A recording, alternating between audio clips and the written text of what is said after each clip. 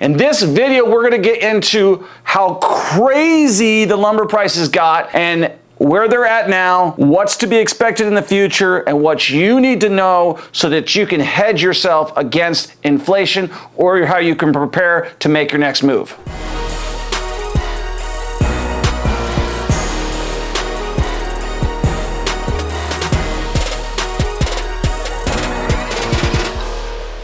Before we get into this next video, make sure that you're aware that we have a contest where you can enter to win up to $20,000. All you got to do is go to the TroyKearnsChannel.com, enter to win, and make sure you text the number below. So for those of you guys who have not been paying attention to the price of lumber, it's probably been one of the most expensive things to affect the cost of housing. It's actually driven up the cost of housing by average across the US $24,000. As of today, we're at $900 per 1,000 board foot. Okay, that's how lumber is rated, and that's how it's priced, and that's what we're following here. And that's like down like almost half price from almost 45 days ago when it hit its all-time high of $1,700. So it's falling like a rock, okay? Lumber prices are falling like a rock, and it totally makes sense because the pandemic, as we know it, is officially over. Pretty much every state has lifted a portion of their mandates, if not all of their mandates. No masks are required. Things are starting to open up, and people are done spending money on home improvements.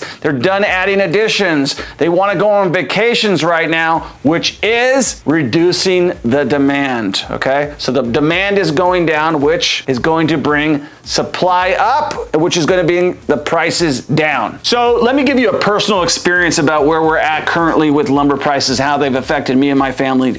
So we are currently in the middle of building a large house in the Kansas City metropolitan area on about 10 acres. It's about a 4,200 square foot house with a separate garage that's about 2,000 square feet.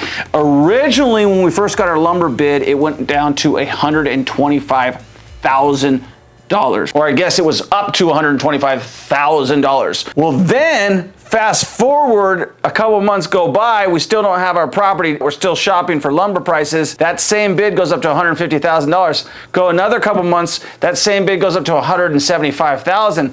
So we might have ridden out the storm and might be able to get another lumber price that's going to be down, which is great because I totally screwed up and hired the wrong freaking contractor and broke one of my golden rules, which is paying a guy first. We'll get more into that later in another video about my first home building with a basement that I'm contracting to build by myself. But it's very relatable to the price of lumber because that is going to basically make everything super expensive. Since lumber is probably the #1 building material for building houses in the US, if you want to just take a look at this, I'll give you a couple good examples. Pre-COVID, a sheet of plywood like the, OSB plywood, it's the mixed one. It looks like it's a bunch of shaved, glued pieces together. That was selling for around 12 bucks a sheet of 1/4-inch plywood. That same sheet today sells for around 50 bucks. It might have gone down by the time I looked last time, but as of like 2 weeks ago, it was 50 bucks a sheet. So from 12 to 50, that's where lumber prices have gone,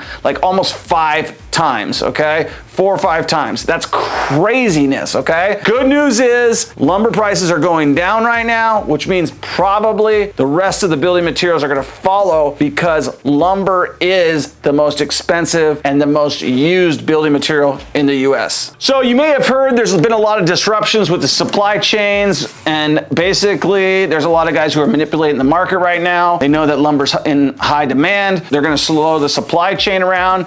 As we figured out through COVID, the US's supply chain sucks, and we are at risk at every single thing, including lumber, including the fact that we have one of the biggest lumber producing companies like Boise Cascade, Weyerhaeuser, all these other major corporations, and we still have a lumber shortage is ridiculous. Why? Because only a few guys control the price of lumber. So when they can put the squeeze on you, they can put the squeeze across all commodities. So we see like cement's gone up, lumber's gone up, gasoline's gone up, You're paying at the pump, as you know. Is inflation over? Where are we going from here? Well, no, inflation's not over. We might have some new bottoms and some new tops, right? So lumber prices are not going to go down to where they were at their lowest before. The supply is not so low and the demand is not so high that the price is just going to continue to go up. It's leveling off right now and it's going down, right? But that means what's going to be our new, right? We have to figure that out. That's going to be called stability, where the market stabilizes out at, okay? And we don't know, but why is it important to understand what to do in an inflationary period? What is inflation? Inflation is where the price of everything goes up. So why has the price of everything gone up, including lumber? Well, you have a huge money supply that's out in our business world right now that has never been out there. Almost $3 trillion from the Biden administration to the Trump administration has been laid out for people all across the board. You've got millions of people on unemployment that were making more money on unemployment than they were making when they were working right now, okay? This is a big problem. I talk to guys all across the country and they tell me they can't get anybody to work right now. I was just in New Orleans. I talked to a hotel owner.